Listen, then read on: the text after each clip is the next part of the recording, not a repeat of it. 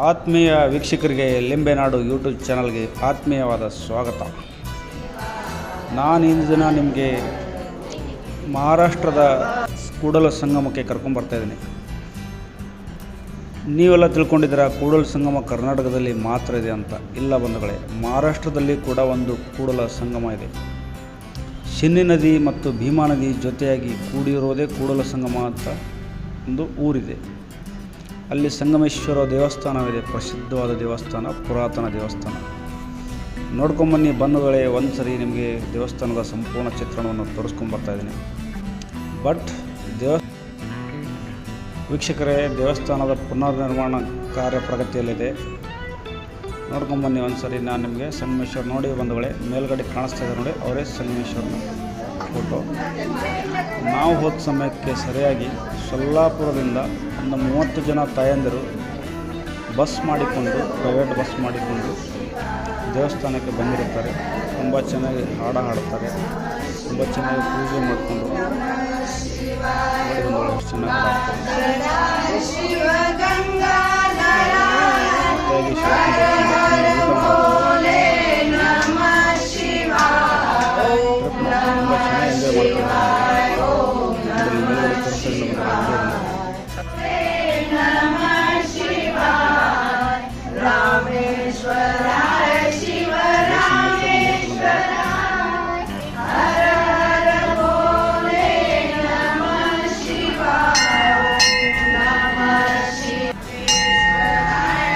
ಪುರಾತನ ದೇವಸ್ಥಾನ. ಇದು ಪುನರ್ನಿರ್ಮಾಣ ಆಗಿರೋ ದೇವಸ್ಥಾನ. ಬಟ್ ಇದಕ್ಕಿಂತ ಒಂದು ಪುರಾತನ ದೇವಸ್ಥಾನ ಮುಂದೆ ತೋರಿಸ್ತೀನಿ ನಾನು. ಮುಂದೆ ಸ್ವಲ್ಪ ಮುಂದೆ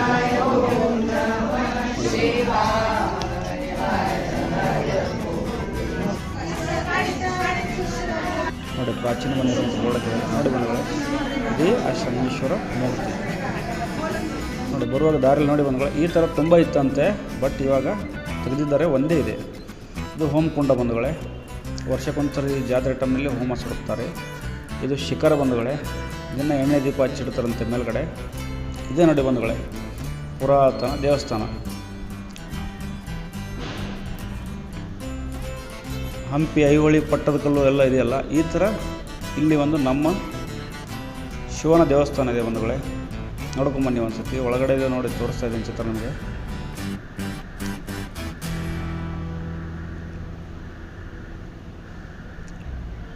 ನೋಡಿ ವೀಕ್ಷಕರೇ, ಇದು ನಾಗಪ್ಪ, ಜೊತೆ 2 ಸರ್ಪಗಳಿದ್ದು ಅದೇ ನಾಗಪ್ಪ. ಇದು ಹೊಸ್ತಿಲು ನೋಡಿ ಬಂಧುಗಳೇ. ಮೇಲ್ಗಡೆ ಹೆಂಗೆ ಮಾಡಿದ್ದಾರೆ ನೋಡಿ ಡಿಸೈನ್. ಆ ಕಾಲದಲ್ಲಿ ಹೆಂಗೆ ಮಾಡಿದಾರೋ ಏನೋ ಗೊತ್ತಿಲ್ಲ, ಬಟ್ ತುಂಬ ಚೆನ್ನಾಗಿ ಡಿಸೈನ್ ಮಾಡಿದ್ದಾರೆ ನೋಡಿ ಬಂಧುಗಳೇ. ಎಷ್ಟು ಚೆನ್ನಾಗಿ ಕೆತ್ತಿದ್ದಾರೆ ನೋಡಿ. ನೋಡಿ, 2 ಮಧ್ಯೆ ಒಂದು ಮೂರ್ತಿ ಇದೆ, 2 ಕಡೆ ಸರ್ಪ ಚಿತ್ರ ಇದೆ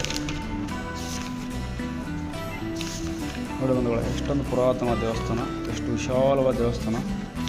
ನೋಡ್ಕೊಂಬನ್ನಿ. ಇದು ಭೀಮಾ ನದಿಯ ಪಕ್ಕದಲ್ಲಿದೆ. ಬಟ್ ಈಗ ಅದು ಮಹಾರಾಷ್ಟ್ರಕ್ಕೆ ಸೇರಿದೆ. ಮಹಾರಾಷ್ಟ್ರ ಭಾಗದಲ್ಲಿ ಬರುತ್ತೆ ಬಂಧುಗಳೇ. ನೋಡಿ ಬಂಧುಗಳು, ಶಿಲೆಗಳ ಕೆತ್ತನೆ ಹೆಂಗಿದೆ ಅಂತ. ತುಂಬ ಚೆನ್ನಾಗಿ ಶಿಲೆಗಳ ಕೆತ್ತನೆ ಮಾಡಿದ್ದಾರೆ. ಆಮೇಲೆ ಬಂಧುಗಳೇ, ಇನ್ನೊಂದು ವಿಶೇಷ ಅಂದರೆ, ಇಷ್ಟು ಮೇಲ್ಗಡೆ ಓಪನ್ ಇದೆ, ಗಾಳಿ ಬೆಳಕು ಬರುತ್ತೆ ಪ್ರಶುದ್ಧವಾಗಿ. ಬಟ್ ಈ ಶಿವಲಿಂಗದ ಕೋಣೆ ಇದೆಯಲ್ಲ, ಈ ಕೋಣೆಯಲ್ಲಿರೋ ಶಿವಲಿಂಗ ಮಾತ್ರ ಕಾಣುತ್ತೆ. ಅಕ್ಕಪಕ್ಕ ಏನೂ ಕಾಣೋದಿಲ್ಲ.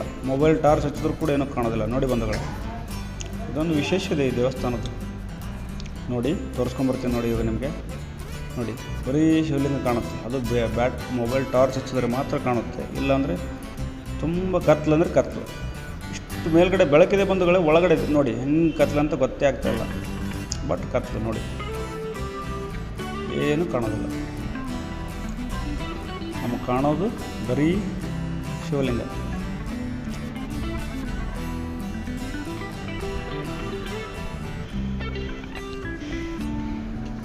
ನೋಡಿ ವೀಕ್ಷಕರೇ, ಎಷ್ಟು ಚೆನ್ನಾಗಿ ಕೆತ್ತಿದ್ದಾರೆ ವಸ್ತುಗಳನ್ನು ನೋಡಿ ಬಂಧುಗಳೇ. ನೋಡ್ಕೊಂಬನ್ನಿ. ಇದು ಮೂರ್ತಿ ಇದೆ, ಯಾರು ಅಂತ ನಾನು ಕೇಳಿಲ್ಲ. ಇವತ್ತು ದೇವಸ್ಥಾನ ಅಂತೂ ತುಂಬ ಚೆನ್ನಾಗಿದೆ. ಒಂದು ದಿನದ ಟ್ರಿಪ್ಗೆ ಹೋಗೋರಿಗೆ, ಫ್ಯಾಮಿಲಿ ಸಮೇತ ಹೋಗೋರಿಗೆ, ಕುಟುಂಬ ಸಮೇತವಾಗಿ ತುಂಬ ಚೆನ್ನಾಗಿರೋ ದೇವಸ್ಥಾನ. ಒಳ್ಳೆ ಚಿತ್ರಗಳನ್ನು ತೆಗಿಬೋದು, ಫೋಟೋಗಳನ್ನು ತಗೊಳ್ಬೋದು. ನೋಡಿ ಬಂಧುಗಳೇ, ಹಿಂಗಿದೆ ಮೂರ್ತಿಗಳ ಕೆತ್ತನೆಗಳು ನೋಡಿ.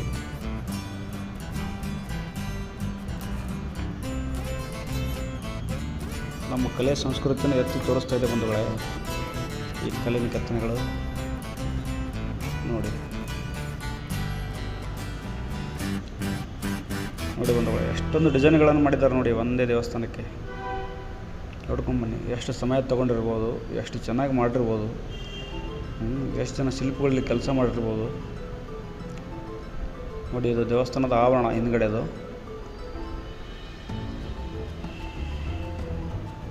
ನೋಡಿ ಎಷ್ಟು ಚೆನ್ನಾಗಿ ತೊಗೊಂಡಿದ್ದಾರೆ ನೋಡಿ ಬಂಧುಗಳೇ. ಈ ದೇವಸ್ಥಾನದ ಪಕ್ಕದೇ ಭೀಮಾ ನದಿ ಬಂಧುಗಳೇ. ಇದು ಶಿನ್ನಿ ನದಿ ಬಂಧುಗಳೇ. ಶಿನ್ನಿ ನದಿ, ಭೀಮಾ ನದಿ ಎರಡು ಜೊತೆಯಾಗಿ ಸೇರಿದೆ ಹಿಂದ್ಗಡೆ. ಅದಕ್ಕೋಸ್ಕರ ಇದನ್ನು ಸಂಗಮ ಅಂತ ಕರೀತಾರೆ ನೋಡಿ ಬಂಧುಗಳೇ.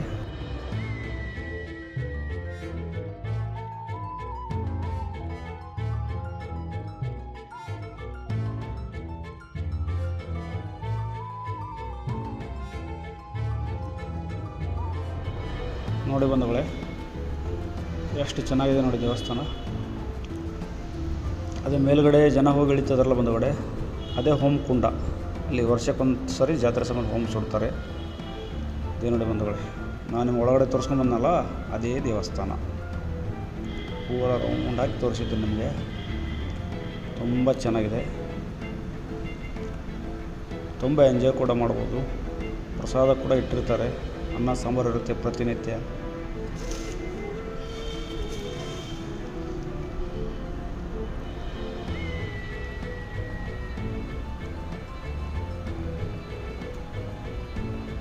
ನೋಡಿ ಬಂಧುಗಳೇ, ಇದೇ ಹಳೆಯ ಸಂಗಮ ದೇವಸ್ಥಾನ. ಇದು ಹೊಸ ದೇವಸ್ಥಾನ 1/8/1998ರಲ್ಲಿ ಮರು ನಿರ್ಮಾಣ ಮಾಡಿರ್ತಾರೆ ಬಂಧುಗಳೇ.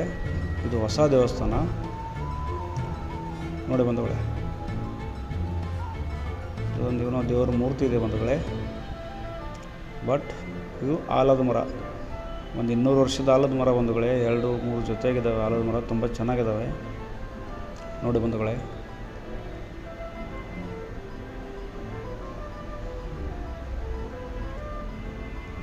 ಇದು ನೋಡಿ ಬಂಧುಗಳೇ, ಒಂದು ಚಿಕ್ಕದಾದ ಗುಹೆ ಇದೆ.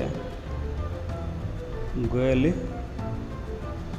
ಮಹಾರಾಜರ ಮೂರ್ತಿ ಇದೆ, ಋಷಿಮುನಿಗಳು.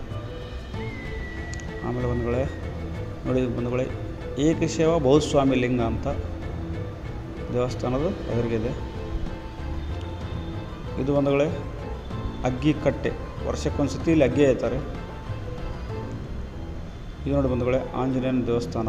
ಈಗ ತೋರಿಸ್ತದಲ್ಲ ನಿಮಗೆ ಆಂಜನೇಯನ ದೇವಸ್ಥಾನ.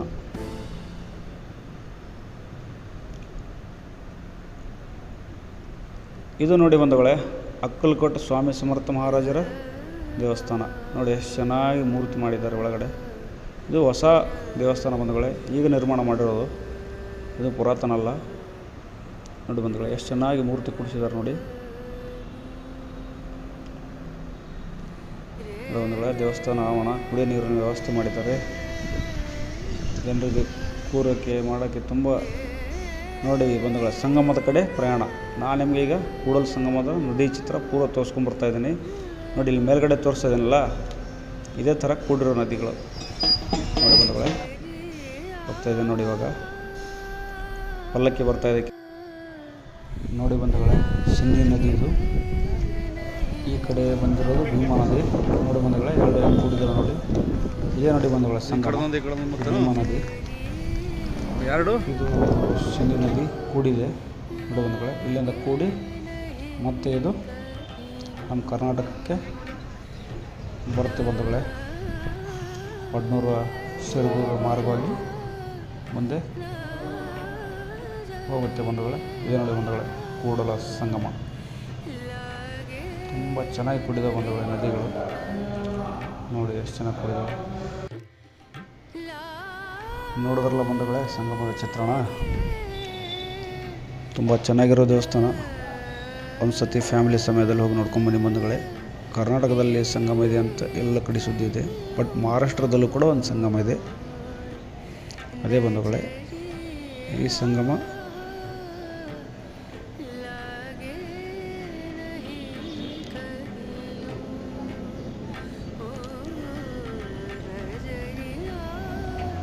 ಟಾಕಳಿಯಿಂದ ಬಂಧುಗಳೇ. ಟಾಕಳಿ ಆದಮೇಲೆ ಬರೂರು ಆದಮೇಲೆ ಬರೋದೇ ಸಂಗಮ. ಟಾಕಳಿಯಿಂದ 8 ಕಿಲೋಮೀಟ್ರು, ಸೊಲ್ಲಾಪುರ ಹೈವೇಲ್ಲೇ ಬರುತ್ತೆ ಬಂಧುಗಳೇ. ಹೈವೇಯಿಂದ 8 ಕಿಲೋಮೀಟ್ರ್ ಅಷ್ಟೇ. ನೋಡಿ ಬಂಧುಗಳೇ, ನದಿ ತುಂಬ ಚೆನ್ನಾಗಿದೆ, ಒಂದು ಸತಿ ನೋಡ್ಕೊಂಡ್ಬನ್ನಿ. ಹಾಗೆ ನಮ್ಮ ಲಿಂಬೆನಾಡು ಯೂಟ್ಯೂಬ್ ಚಾನಲ್ನ ಸಬ್ಸ್ಕ್ರೈಬ್ ಮಾಡ್ಕೊಳ್ಳಿ ಬಂಧುಗಳೇ. ಉತ್ತರ ಕರ್ನಾಟಕದ ಹೆಚ್ಚಿನ ವಿಡಿಯೋಗಳು ನಾನು ನಿಮ್ಮ ಕಣ್ಣು ಮುಂದೆ ತರುವ ಪ್ರಯತ್ನ ಮಾಡ್ತೀನಿ.